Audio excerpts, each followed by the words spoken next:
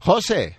Muy buenas. ¿Qué tal estamos esta semanita? Le estaba diciendo ya a Noelia, que colabora con nosotros con Europe Direct, que estoy acelerado esta mañana, pero bueno.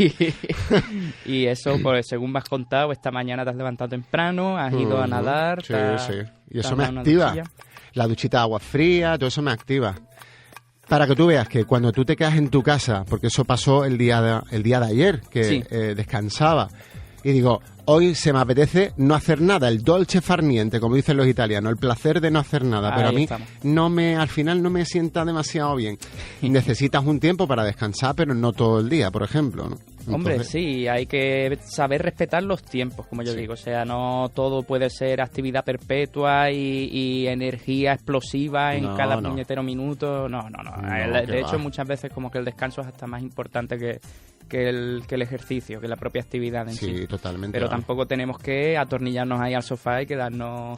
Ya te lo he dicho antes, yo mañana voy a intentar seguir tu ejemplo y lo primero que voy a hacer por la mañana para ver si así me activo un poco más, que últimamente duermo fatal, es darme una ducha fría.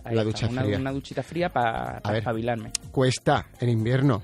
Sí. ¿Sabes? Pero no hace falta que sea una ducha entera en jabón. No. No, simplemente agua. Ponerte bajo el agüita fresca y que te espabile un poquito. Y te repites a ti, no hay dolor, varias veces y Exacto. ya te... 30 segundos, lo recomiendan para el sistema inmune porque lo activa. Pero que, quiero decir... a ver, empiezas con templada, vas poco a poco, poniendo cada vez más fría, y de repente, venga, los últimos segundos, ¡pum! Helada. Eso es buenísimo, es buenísimo. Sí, pero pues no vea el sistema inmune, lo voy a tener, como... Activa los mastocitos, y lo que hace es darle una explosión porque se creen que está siendo atacado el cuerpo, entonces empieza a activar. Es bueno, es muy bueno. Mira, y para el sistema circulatorio, para el muscular, o sea que... Ahí estamos, lo del sistema circulatorio sí, para el muscular también, para eso lo sabía. El tema del sistema inmune, lo de los blastocitos, esto que comentas, no lo sabía yo, no lo sabía, es una cosilla nueva. Yo ya te digo, lo del sistema inmune, que va a estar como armado hasta los dientes porque... Si lo activas, lo alertas un poco. Ahí estamos, porque ya de por sí comienzo el día con un dientecito de ajo y un té de jengibre con miel y limón. Entonces ya con la incorporación de una ducha fría, si dices que activa también el sistema inmune, que el sistema inmune va a estar ya no dando abasto al teléfono. Mira, te digo una cosa, por ejemplo, a título personal lo puedo comentar. Mi pareja, por ejemplo, comienza el día con un dátil. El dátil tiene multitud de propiedades y no se resfría ni nada. O sea, que quiero decir que cada uno tiene su... A mí, por ejemplo, los dátiles no me hacen mucho tilín porque para mí es muy dulce. Sí, demasiado es que tiene dulce. Muchísimos azúcares, mucho glucógeno, mucha... Sí, pero es muy bueno, muy beneficioso. Me encanta fritito envuelto en una loncha, en una tira de bacon y fritito, es que me encanta. Es por el contraste. El contraste entre lo dulce y lo salado. Ese contraste a mí me flipa un montón, me encanta. Bueno. Y además que el bacon, oye, que de vez en cuando hay que comer ciertas cosas, que la gente, el bacon, la grasa, pero bueno, de vez en cuando. Pero es que en la variedad está el gusto y en la variedad está la salud también muchas veces, que no hay que... El problema es que nos cerramos muchísimo a un único tipo de alimentos, a un único tipo de vitaminas, a un único tipo de incorporación. Te faltan otros nutrientes y otra serie de... Claro. Y bueno, y de diversidad, entre otras cosas, vamos a hablar hoy, pero de diversidad biológica. O sea, qué miedo me da. Traemos otro animal que no genera la simpatía del público general, pero ya os digo yo que es igual de importante que cualquier otro animal, ¿vale? Porque cumple, pues su papel en esta cadena trófica que es el ecosistema. Pero aquí, por ejemplo, no. Quiero decir que es una especie invasora realmente, y aquí existe un problema. Vamos a poner la lupa en las especies invasoras de avispón que están... acaparando cada vez mayor protagonismo en nuestra zona. Yo voy a respirar. Y sí, yo sé que no es de tu agrado, de hecho es como tu talón de Aquiles en cuanto a las avispas en general. Sí. Ahí estamos. Les tengo fobia, sí. Las avispas, pero te digo una cosa, las avispas son súper importantes para nuestro ecosistema. De hecho, mucha gente las tiene completamente vilipendiadas, lo mismo que ocurre con las arañas, que ya tratamos el tema de las arañas 2 veces. Anteriormente. Hemos tratado 2 veces, 2 capítulos. Pero bueno, las avispas también tienen su función, son animalillos y hay que, respetar también la función que tienen. Mira, mucha gente no lo sabe, pero las avispas también tienen una labor polinizadora. en el ecosistema, aunque nosotros pensemos que solo se dedican a picar y a tocar, bueno, por las narices al ser humano. A mí me las tocan las narices, ¿no? Ya te veo. Sí, que estás ahí nerviosillo.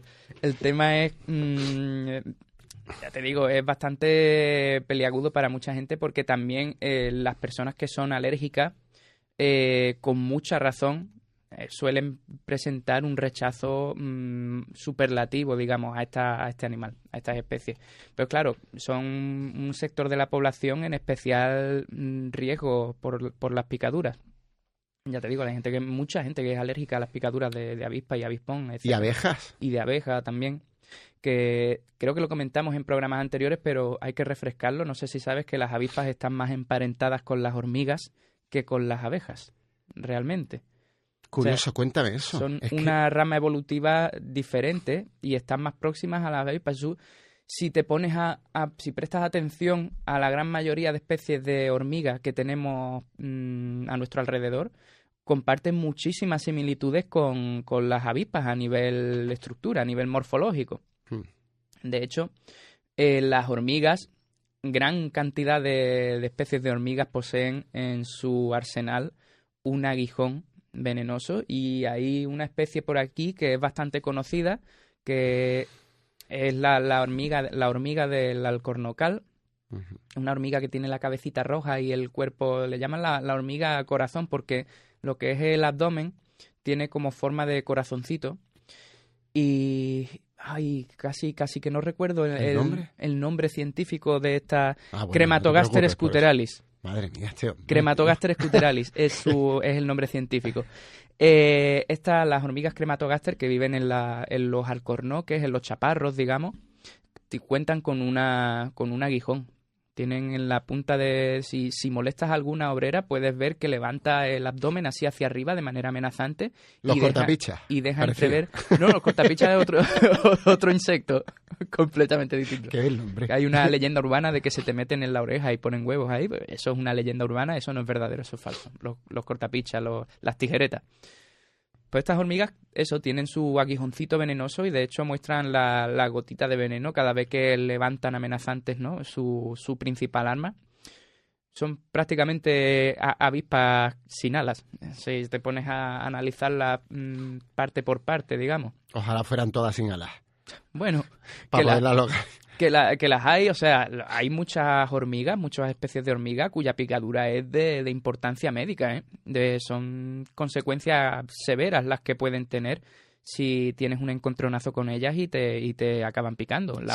Las hormigas, la paraponera, por ejemplo, es una especie de hormigas que se conoce comúnmente como hormiga bala, que esa cuando te pica, o sea, te destroza los receptores del dolor. O sea, es un dolor tan intenso y tan potente como el que podría ocasionarte un tiro.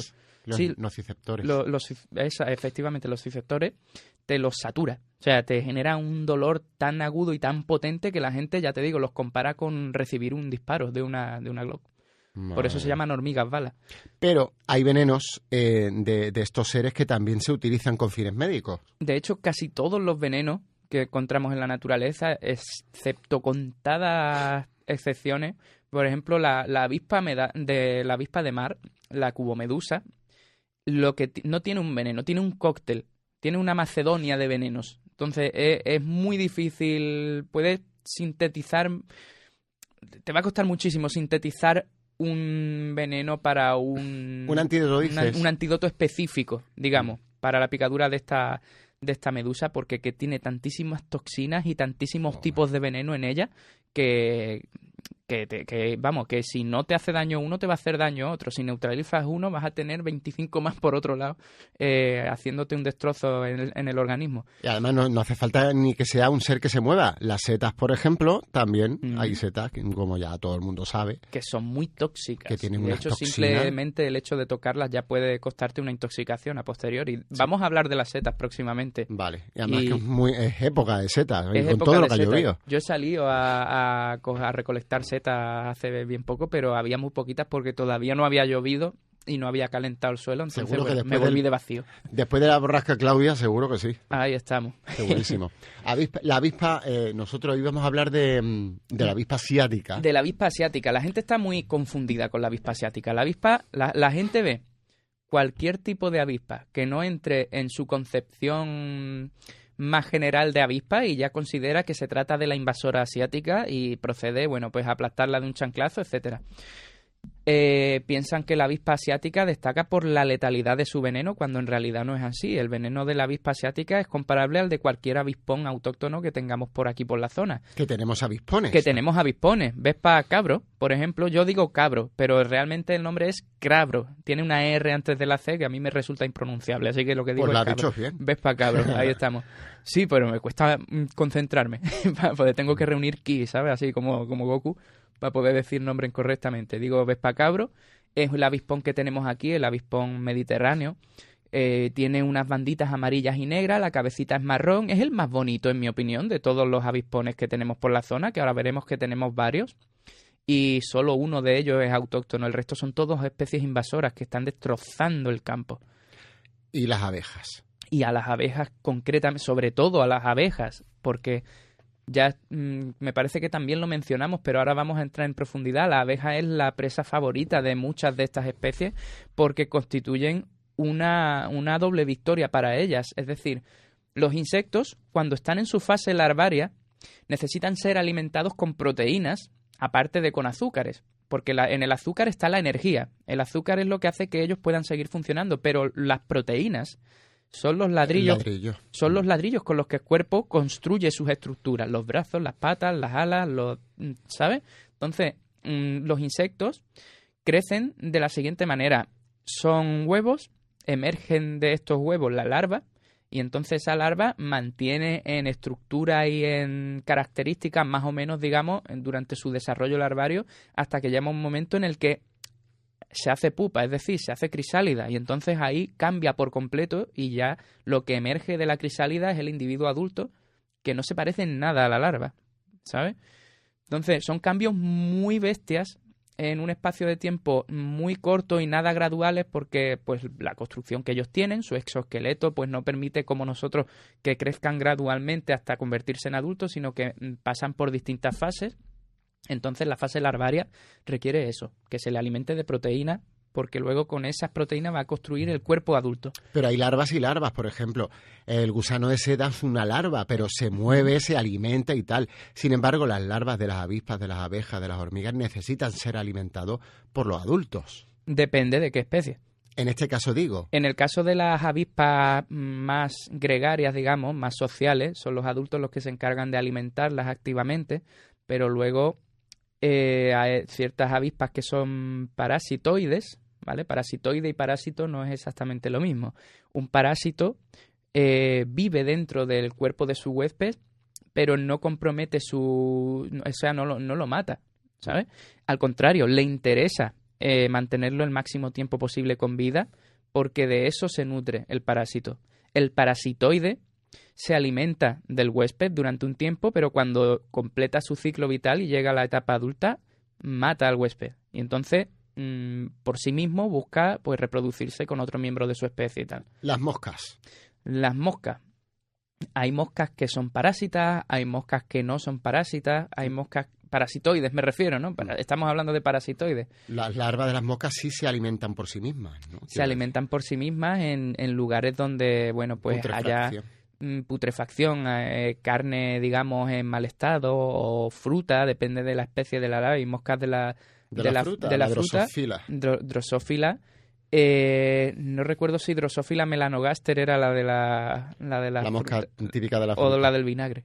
Quizá era la del vinagre, porque las dos son muy parecidas, ¿eh? Sí, son muy parecidas. Son muy similares, tanto en tamaño como todo. Bueno, entonces, volviendo al tema de las abejas, ¿por qué es tan buena víctima para los avispones y las avispas la abeja? Porque la avispa busca el polen, el néctar y todo eso. Ahí tienes el azúcar, el hidrato de carbono, y además es una fuente de proteína al ser un ser vivo. La larva de la abeja, incluso la abeja en sí, porque las avispas y los avispones cuando capturan una abeja la despiezan y cogen esos trozos y se los dan de comer a sus larvas. Madre mía. Entonces, con los cuerpos de las abejas y de su descendencia tienen asegurada proteína para poder fabricar más avispones. Y con la miel de la colmena tienen asegurada el azúcar para poder seguir funcionando ellos y nutrir a sus larvas también. Es que es un win-to-win. O sea, es un 2x1, es un combo 2x1 para los avispones. Entonces, son muy dados a atacar las colmenas de abejas y los colmenares, tanto naturales como los que apicultores dedicados, bueno, pues utilizan para ganarse la vida y para ganarse el pan. Que indirectamente, bueno, todos nosotros nos beneficiamos de la labor de las abejas y de muchos otros insectos. ¿Pero qué pasa? No las matamos, por ejemplo, nos beneficiamos con la jalea real, el polen, la miel, la cera. También. La simple presencia de flores ya es un beneficio indirecto de la presencia y la proliferación de la abeja melífera aquí en la zona. Que bueno, te digo una cosa, que no todas las abejas son como nosotros las concebimos. Igual que de avispas hay muchísimas especies de hormigas y de arañas. De abejas también. De hecho, hay una que a mí me encanta por lo turbio de su manera de proceder, que se llama la abeja buitre. ¿Vale? La abeja buitre, ¿no? Abejas buitres se llaman. Son mucho más pequeñitas, no tienen aguijón, pero los suplen como mecanismo de defensa, tienen un mordisco que es muy doloroso y con una saliva que es un poco cáustica, con lo cual causa irritación también. Chape. ¿Vale? Y se llama abeja buitre porque ese mordisco no está ahí por casualidad. Es que necesitan una pieza mandibular fuerte para poder cortar la carne con la que hacen su miel. Madre, se dedican ¿hacen miel con la proteína que consiguen? Miel con cadáveres de animales. ¿Y esa miel se puede consumir? Sí, se puede consumir. Madre mía. Pero a diferencia de la miel que hace la abeja melífera, la abeja buitre es solo uno de los representantes de estas especies de abejas sin aguijón, que hay muchísimos tipos de abejas sin aguijón. Ahora mismo no recuerdo, vuelvo a decirlo, no recuerdo el nombre científico, me acordaré dentro de 5 minutos y te lo soltaré. Pero bueno, es que estas abejas no hacen tanta miel como la abeja melífera, hacen la justa y necesaria para ir alimentando paulatinamente a sus larvas, a su descendencia, es decir, hacen la que necesitan y no tienen un remanente, no guardan el resto. Entonces, recolectar esta miel significa condenar a la colmena. Claro, perjudicial para ellas. Con lo cual es un poco trágico recolectarla para probarla, pero bueno, es algo que ya se ha hecho porque la ciencia, ¿no? Y bueno, dicen que la miel está muy buena, que es bastante dulce, de hecho, es incluso más beneficiosa para nosotros porque no contiene los componentes vegetales que a nosotros nos cuesta tanto digerir. Nosotros no somos herbívoros. Pese a que mucha gente se ponga en cruz, nosotros no podemos digerir la celulosa. Entonces, hay parte del componente de la miel que tomamos que está fundamentado en sustancias vegetales y si coges y haces lo mismo pero con proteína animal, se adapta mucho mejor a nuestro sistema digestivo. Es más aprovechable para nosotros. Sí, efectivamente. Entonces, bueno, es muy curioso el caso de estas abejas. Pues son mucho más pequeñas que la abeja normal, de color negro. De la miel. Ahí estamos, son de color negro. Es curioso, es muy curioso de verla. ¿Y el abejorro? Y el abejorro son abejas nómadas. Son abejas, otra especie de abejas, digamos, que ha evolucionado de manera independiente, no ha generado esta estructura de castas que sí que ha generado la abeja que todos conocemos. Los abejorros, hay muchos tipos de abejorros, luego hay... el tabarro. Pero el tabarro, el tabarro de avispa, ¿no? Es una cosa muy distinta, es una mosca.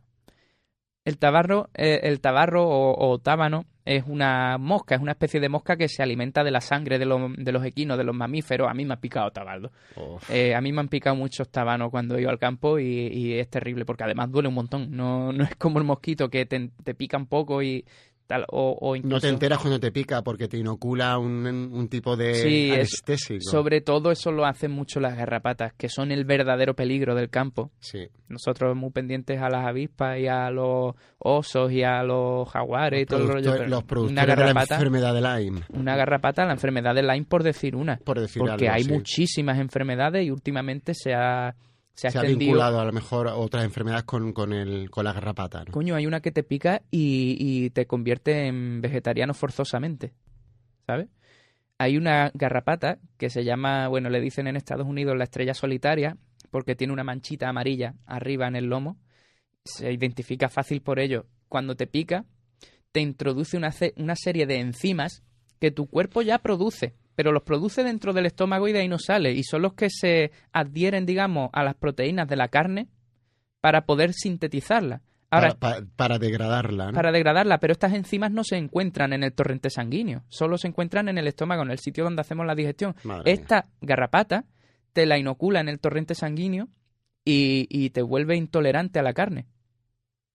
Entonces no puedes volver a comer carne después de que te pique esta garrapata.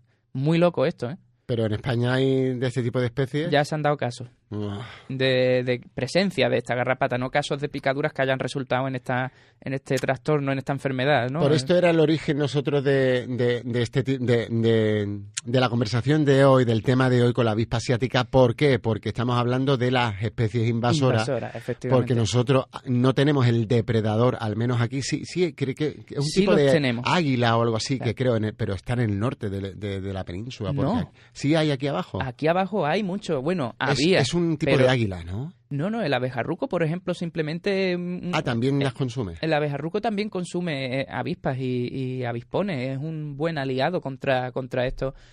Tenemos no solo el abejarruco, hay muchísimas especies que combaten efectivamente a los avispones y les sirven como de regulador poblacional. Pero ¿qué pasa? Que nosotros nos los hemos cargado y los hemos echado de su sitio.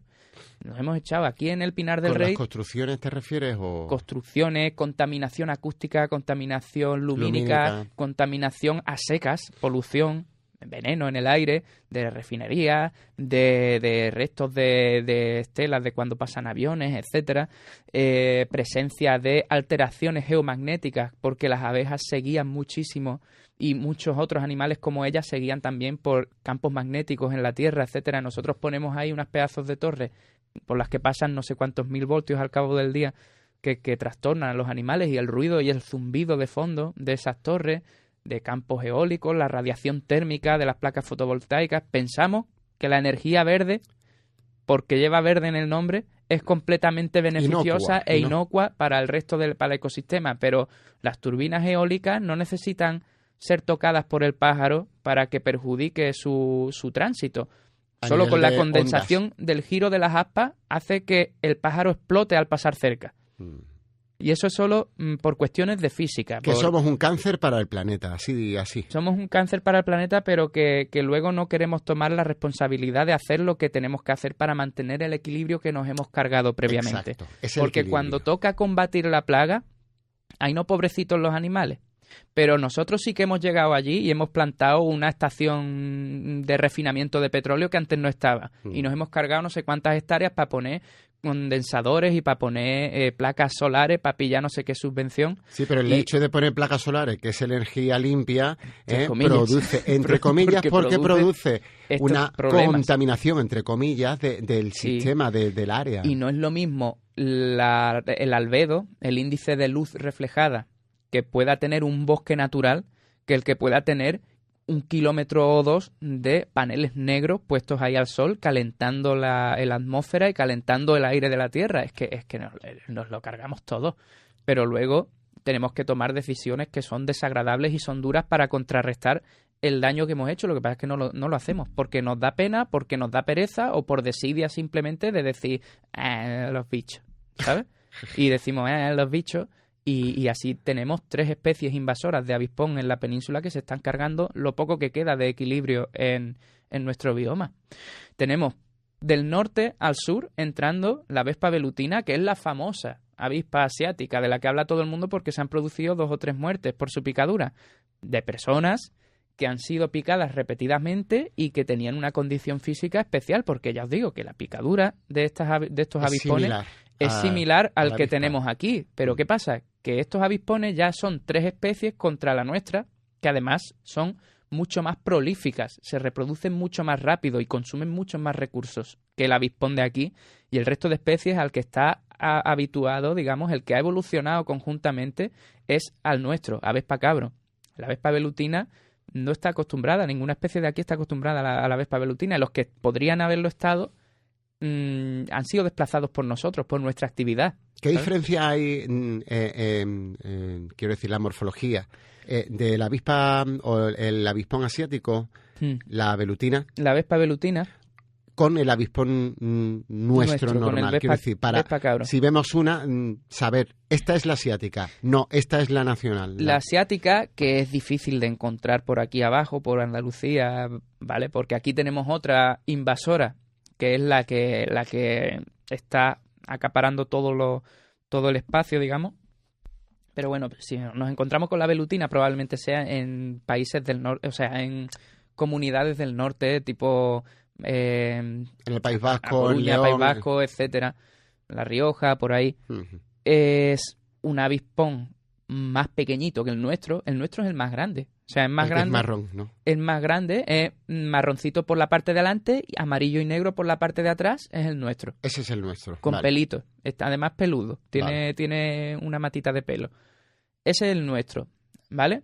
La vespa velutina es lisa, no tiene pelos, es más pequeña en tamaño. Y es de color negro casi entera, pero tiene una banda amarilla en el abdomen. La punta de las patas también es amarilla y tiene una manchita amarilla en la frente, digamos, entre ambos ojos, ¿vale? Esa es una de las invasoras. Luego tenemos otra, que es el avispón bicolor. El avispón bicolor está entrando desde de este a oeste. Está empezando a invadir la península por la parte de Valencia hacia el centro, digamos.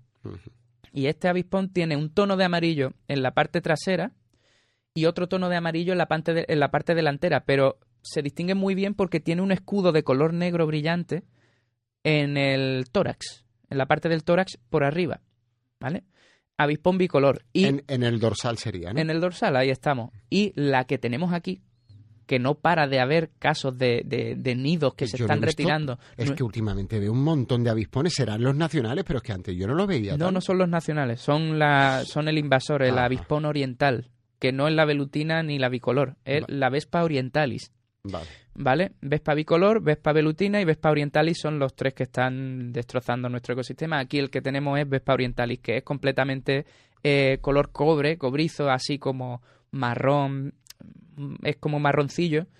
Tiene dos bandas, digamos, de color amarilla en el abdomen y la manchita amarilla justo en el centro de la cabecita.